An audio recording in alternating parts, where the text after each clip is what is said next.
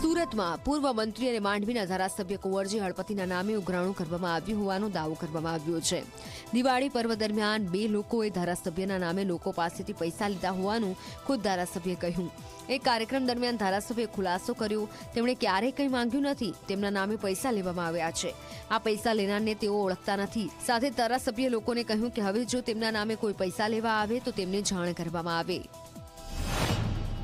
કે ગણપતભાઈ આ વિસ્તારના કેટલાક આગેવાનો એવા છે કે જે આપણા નામે પણ એ લોકોની આગળ આવીને હપ્તા ઉઘરાવી જાય। મેં હમણાં જ પણ કહ્યું કે આવું કોઈ પણ આવે અમારા નામે તો સીધા ફોન કરજો ભાઈ મને કે કુંવરજીભાઈ આ તમારું નામ દઈને આવ્યો છે। અને હમણાં જે દિવાળીના ટાઈમમાં એક ઘટના બની ગઈ છે, ભાઈ ગોટુભાઈ અને કોઈ મુકેશભાઈ કરીને મારા નામે આવ્યા હતા, પણ આવો કોઈ ગોટુ મારો માણસ નથી ને આવો કોઈ મુકેશ મારો નથી, જાહેરમાં કહી દઉં છું।